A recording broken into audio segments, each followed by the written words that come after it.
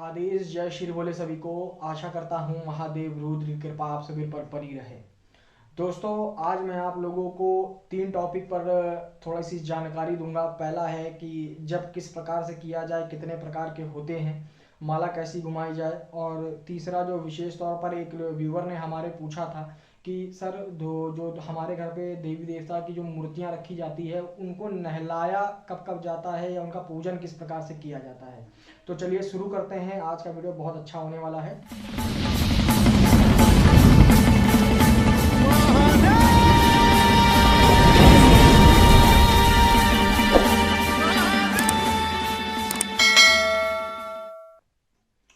दोस्तों, बात करते हैं सबसे पहले जाप कितने प्रकार के होते हैं मुख्यतः, और कैसे किया जाता है, और कौन से जाप का कौन कितना फल हम लोगों को मिलता है।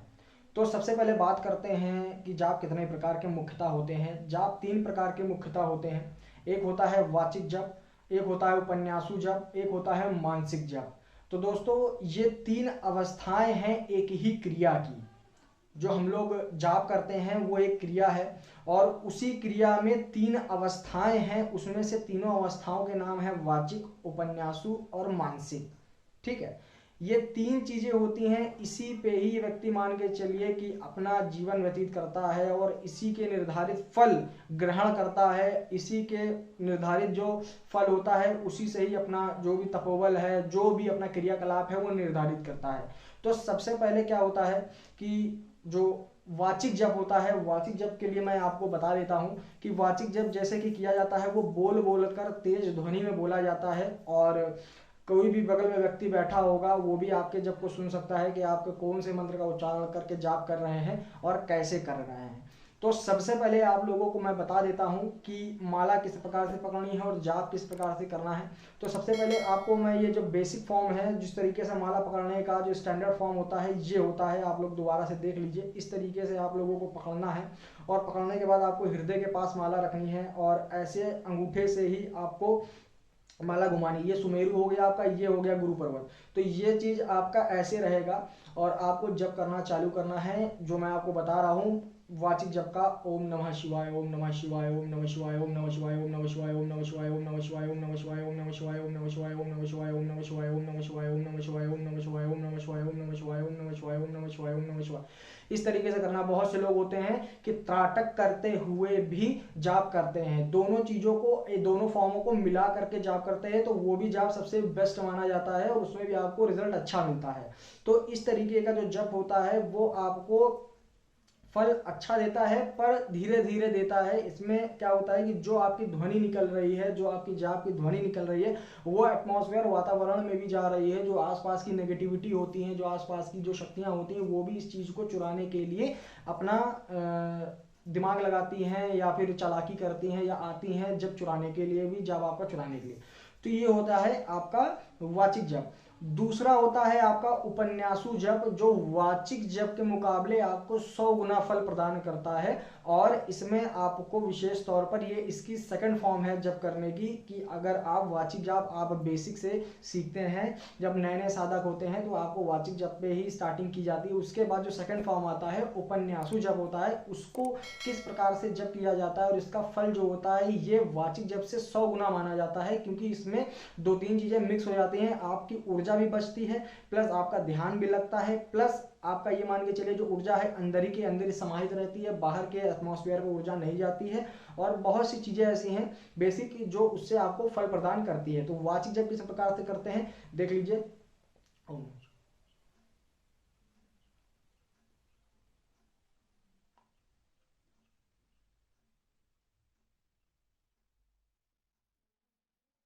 ये चीज होता है कि ये होता है उपन्यासु जप। ठीक है, उपन्यासु जप में क्या माना जाता है कि जुबान आपकी हिलेगी, होंठ आपके हिलेंगे ही, पर आपकी जो ध्वनि होगी वो बगल वाला बैठा व्यक्ति भी ना सुन पाए कि किस मंत्र का उच्चारण आप कर रहे हैं विशेष तौर पे। तो जब आप जाप करोगे तो आप आंख बंद करके जब आगे करोगे तो आपकी ऊर्जा भी कम खर्च होगी, क्योंकि जाप करते समय आप जब वाचिक जाप करते हो तो आपकी ध्वनि की ऊर्जा लगती है, गले पे ऊर्जा लगती है, शरीर की ऊर्जा लगती है।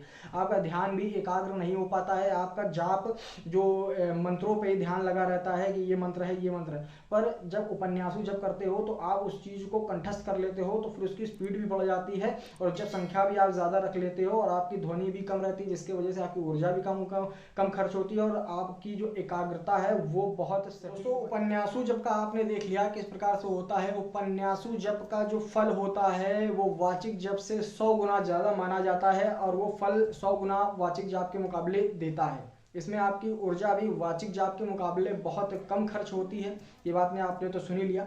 अब बात करते हैं कि मानसिक जप, जो विशेष तौर पर जो विशेष तांत्रिक, जो उच्च कोटि के तांत्रिक होते हैं, जो उच्च कोटि के साधक होते हैं और जो समझदार साधक होते हैं, जिनको दिव्य दृष्टि प्रदान हो जाती है जिसके माध्यम से, तो वो जप है मानसिक जप। मानसिक जप दोस्तों किस प्रकार से किया जाता है, पहले आप ये देख लीजिए कि ऐसे आपने माला पकड़ी और बिना कोई ध्वनि किए, बिना अपनी जुबान हिलाए, बिना अपने होंठ हिलाए आपको जप करना है। इस तरीके से आपने किया, आपकी कोई जुबान नहीं हिल रही है, कोई भी आपकी ऊर्जा खर्च नहीं हो रही है, आपकी जो एकाग्रता है वो आपके आज्ञा चक्र पर बनी हुई है, आपका जो स्थूल शरीर है वो बिल्कुल जीरो है, शांत है, शून्य है। और जहां आपका शरीर शून्य हो जाता है, जहां आपका स्थूल शरीर शून्य हो जाता है, वहां से आपका सूक्ष्म शरीर एक्टिव होता है। ठीक है, सूक्ष्म शरीर एक्टिव होने के बाद आपका जो जप होता है सूक्ष्म शरीर करता है, आपकी आत्मा एक तरीके से माना जाए आपके दिमाग से, आपके हिसाब से, तो उस तरीके से जब वो चालू हो जाता है मन के अंदर, समझ गए। और वो जो जप होता है वो वाचिक जप और उपन्यासु जप का जो फल होता है उससे 1000 गुना फल मानसिक जप से मिलता है। उसमें आपकी प्रोग्रेस बहुत तेजी से होती है। जैसे वाचिक जप की आपने मान लीजिए कि 108 माला आपने एक दिन में कर रहे हैं और उपन्यासु की जो उपन्यासु जप है उसकी आप एक तरीके से माला जप कर रहे हैं तो उसमें आपने 51 माला करी। और जो मानसिक जप की जो आपने माला घुमाई मानसिक जप करते हुए, तो वो मान के चलिए 21 माला भी आपने करी या 11 माला भी आपने करी तो वो आपकी 101 माला के बराबर है। तो ये रिजल्ट आपको इसमें जरूर मिलता है। इसमें आपकी ऊर्जा भी नहीं खर्च होती है, क्योंकि बहुत से लोग होते हैं माला घुमाते समय सोचते हैं कि भैया जी ये माला भी घूम रही है तो इसमें हमारा ध्यान एकाग्र नहीं हो पा रहा है, ये प्रॉब्लम कर रहा है। तो आप इस माला को छोड़ भी सकते हो, माला के बिना भी आप पूर्ण रूप से आप जप कर सकते हो। ऐसे बैठ जाइए आप और केवल जाप करना आप आराम से चालू कर दीजिए। इस तरीके से अभी भी आप जाप कर सकते हैं। ये तो रही बात आपकी माला की, ये रही बात आपके जप की, ये रही आपकी बात जो बेसिक चीजें हैं वो है। अब बात करते हैं कि दोस्तों की जो हमारे एक व्यूअर ने प्रश्न किया था कि भैया जी जो घर में मूर्तियां रखी जाती हैं देवी देवताओं की, उनकी पूजन, उनको नहलाना, उनकी क्रिया कैसे की जाती है जिससे कि जो विशेष कृपा है उनकी हमेशा मिलती रहे, हमारे घर परिवार को बढ़ोतरी मिलती रहे, सुख संपन्न जीवन बना रहे और जो भी हमारे दोष हों उनका निवारण हो और जो भी तांत्रिक क्रियाएं हैं या भूत प्रेत है, नकारात्मक ऊर्जा, उनसे हमारी सुरक्षा हो। तो सबसे पहले दोस्तों ये बात करते हैं कि हमारी जो मूर्ति स्थापना होती है वो किस प्रकार से की जाती है। अगर कोई व्यक्ति किसी कुल देवी देवता के मंदिर से जुड़ा हुआ है या उसके अच्छा खासा मंदिर बना हुआ है या छोटा भी दरबार बना हुआ है तो उसमें कोई बड़ी चीज़ नहीं है। किसी किसी कुल देवी देवता के मंदिर में अखंड दीपक जलता है, ये बात आप लोगों को भी सुना होगा। तो अगर अखंड दीपक नहीं जलता है या डेली का दिया बाती होती है वहाँ कुल देवी देवता के मंदिर में, तो सबसे पहले आपको वहाँ पर कुल देवी देवता के यहाँ चले जाना है मंदिर में और वहाँ पर मूर्ति लेकर के जाना है। 2 मूर्तियाँ लेकर के जानी है, एक ही जैसी 2 मूर्ति। जैसे कि मान के चलिए अगर आप भोले बाबा की मूर्ति लेकर के जाते हैं या फिर आप गुरु गोरखनाथ बाबा की मूर्ति लेकर जाते हैं या A to Z कोई भी मूर्तियाँ हो जो कोई भी देवी देवता के आपकी हो, तो उनकी मूर्ति अगर आप लेकर जाते हैं तो 2 मूर्तियाँ आपको लेकर के जानी है। ये भी मैं बताऊंगा कि क्यों 2 मूर्तियाँ लगती हैं। 2 मूर्तियां आप लेकर के जाएंगे, आपको 2 दीपक वहाँ पे बड़े बड़े जो होते हैं सरोखे टाइप के वो लेकर के जाने हैं और आपको जितने भी भोग सामग्री है, जो भी आपकी जो पूजन सामग्री है वो सारी चीज़ें आपको लेकर जाना है। गंगा स्नान लेकर के जाना, मूर्तियों को भी स्नान करा करके जाना है।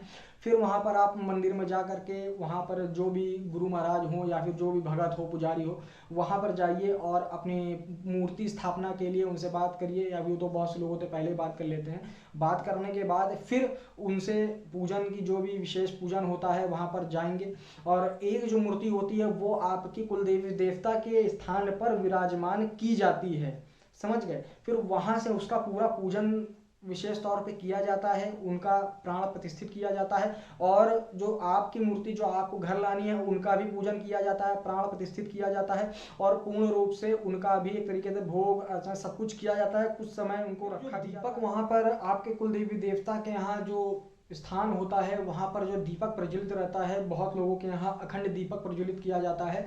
तो वो क्या करना है, आपको पहले मूर्ति के 7 चक्कर आपने लगा लिए, क्योंकि आपको 7 चक्कर मूर्ति अपनी ले करके प्राण प्रतिष्ठित जब हो जाएगी तो उसके 7 चक्कर आपकी जो मूल जो वहाँ की मूर्ति होगी तो वहाँ के आपके 7 चक्कर लगा लेने हैं स्मरण करते हुए। 7 चक्कर लगाने के बाद फिर जब आप जाने लगेंगे तो वो जो दीपक आप सरोका आपने मैंने आपको बताया था उसको आपको जलाना है उसी अखंड दीपक से। अखंड दीपक को की बाती से ही टच करके आपको वो दीपक प्रज्वलित करना है। प्रज्वलित करने के बाद आपको एक केस में रख लेना है जिसके वजह से कि वो बुते ना हवा लगने की वजह से। और फिर आपको घर की तरफ निकल जाना है और कहीं भी रास्ते में नहीं रुकना है या कोई भी रोक टोक होती है कुछ नहीं करना है। केवल आपका एक ही कार्य होगा उस दौरान कि अपने जो अखंड दीपक है जो भी आपकी मूर्ति है वो आपको घर लेकर के आनी है। सर्वप्रथम कार्य ये होता है। वैसे भी कहा जाता है कि घर तो तुरंत आना चाहिए मंदिर जाने के बाद, या मंदिर से घर ही जाना चाहिए और कहीं नहीं जाना चाहिए पहले। तो उसके बाद आपको क्या करना है कि जब वो दीपक आप घर पे स्थापित करोगे तो स्थापित करने के बाद आप उसी दिन आपको भोज भी करवाना पड़ेगा, एक छोटा सा भंडारा भी करवाना पड़ेगा जिसमें कि कन्या भोज होगा और ब्राह्मण भोज होगा। जो भी आपके रिश्तेदार परिवार आते हैं उनका भोजन होगा। तो वो सारी चीज़ें पूर्ण रूप से आपको भोजन करवाना पड़ेगा। सबसे पहला भोजन आपके कुल देवी देवता को निकलेगा, उसके बाद आपका सारा जितना भी भोज होगा भंडारा होगा वो आपको करवाना पड़ेगा। तो ये बात हो गई स्थापित करने की, स्थापना करने की। अब बात करते हैं डेली पूजन की कि किस प्रकार से आपको उनका डेली पूजन करना है। क्योंकि डेली पूजन व्यक्ति ले तो आता है, स्थापित करा लेता है बड़े जोर जोर से धूम धमाका करके, पर उसके बाद जो उनकी डेली पूजन होती है, डेली की जो पूजा अर्चना होती है वो नहीं करता है, जिसके वजह से उनके घर में जो दिक्कतें पैदा होती हैं, जो प्रेत वास करते हैं, जो भी दिक्कतें जो भी दोष लगता है वो फिर वो लोग झेल नहीं पाते हैं। तो सबसे पहले क्या करते हैं कि व्यक्ति को करना क्या चाहिए कि डेली का उनका नियमित रूप से जो उनकी आरती प्लस पूजन जो होता है वो आपको करनी ही करनी है। सुबह शाम या सुबह दोपहर शाम जैसा आपके घर में रूटीन हो। और करने के बाद उनको प्रॉपर भोग देना है। भोग देने के बाद उनको आरती गानी है, दीपक जगेगा ही जगेगा, जो अखंड दीपक बहुत से लोग रखते हैं। तो वो सारी चीज़ें आपको करना ही करना है। पर उसके बाद कुछ विशेष पूजन होता है जो अमावस्या पूर्णिमा पे किया जाता है, वो आपके आपके कुल देवी देवता के भगत ही बता सकते हैं, क्योंकि सबका पूजन अलग अलग होता है। ठीक है। फिर इसके बाद करते हैं कि जो हमारे व्यूवर्स ने सवाल पूछा था कि भैया नहलाया कैसे जाए, किस किस समय नहलाया जाए। तो अगर आप डेली, वैसे तो डेली ही भगवानों को नहलाना चाहिए उनके पूजन करने से पहले, पर अगर आप डेली नहीं नहलाने में सक्षम हैं तो आपको करना क्या है कि पूर्णिमा जिस दिन पड़े और अमावस्या जिस दिन पड़े या ग्रहण जिस दिन पड़े, ठीक है, या ऐसा माहौल पड़े जिसमें कि अंधेरा पक्ष हो या फिर जो भी आप मानते हो अध्यात्म में कि ये विशेष दिन पड़ा है, तो उसके अगले दिन आपको क्या करना है कि मूर्तियों को नहलाना है, फोटोज को नहलाना, अपने पूरे मंदिर को साफ करना है, गीले कपड़े से पूरा पोंछना है, साफ करके बिल्कुल शुद्ध कर देना है। तो शुद्ध करने के लिए आपको मैंने तरीका बताया कि एक दो भगोने ले लेना है, एक में आपको पूरी जितनी भी सामग्रियां हैं मंदिर की उसको उसमें डाल देना है, गंगा जल पहले डाल करके मिश्रित बना लेना, और दूसरे में जो गीला कपड़ा ले करके पूरे जितनी मूर्ति है उनको नहला देना, फोटो साफ कर देना पूरा, और एक में जो रहेगा पूरा मंदिर साफ रहेगा। उसके बाद आपको लाल कपड़ा बिछा करके दोबारा से ही सब कुछ वैसे स्थापित कर देना है। स्थापित करने के बाद आपको दीपक, जो अखंड दीपक जल रहा है या किसी के यहाँ दीपक बुझ जाता है, उनका डेली दिया बाती होती है, तो वहाँ पे आपको दीपक प्रज्वलित कर देना है। प्रज्वलित करने के बाद आपको भोग देना है, प्रॉपर जो भोग उनका होगा, आरती वगैरह जो भी चीज़ें हैं, धूनी। और एक विशेष तौर पे आप जिस दिन अगर मूर्ति स्थापित करते हैं तो अपने घर में लोबान की धुनी उसी दिन से ही चालू कर दीजिएगा। यकीन मानिए आपके घर में कभी कोई समस्या नहीं होगी। ठीक है। तो ये चीज़ आपको करनी है। ये विशेष तौर पर इतना भी हाई फाई नहीं है कि व्यक्ति परेशान हो जाए। और बात यह है कि व्यक्ति जब स्थापित मूर्ति करवा लेता है, जो लोग पूजन विधिवत नहीं करते हैं उनके साथ क्या होता है, उनके कुल देवी देवता का दोष लग जाता है, भैया नाराज हो जाते हैं, पितृ भी नाराज हो जाते हैं आपके। ये मान के चलिए कि आपके घर का सारा सिस्टम बैक में चला गया। जब बैक में चला गया, पता लगा किसी ने आपके ऊपर तंत्र क्रिया करवा दी, आपके घर में खुद ही से नकारात्मक ऊर्जा आ गई, तो वो भैया मूर्ति के अंदर स्थापित हो जाएगा। वो क्या करेगा कि वो अपना पूजन लेने लगेगा। वो पूजन लेने लगेगा तो वो जैसे जैसे आप पूजा उनको दोगे वैसे वैसे वो स्ट्रांग होता जाएगा, और उस तरीके से आपको उस लेवल पे आपका अहित करेगा, नुकसान करेगा, आपको बर्बाद करेगा। तो ये छोटी सी बेसिक जानकारियां थी जो हर एक व्यक्ति को ध्यान रखनी चाहिए और हर एक व्यक्ति को अमल इस चीज़ पे करना चाहिए। तो वीडियो अच्छा लगा हो, जानकारी अच्छी लगी हो तो लाइक ज़रूर करिएगा, चैनल पर नया है तो चैनल को सब्सक्राइब ज़रूर करिएगा। तब तक के लिए जय श्री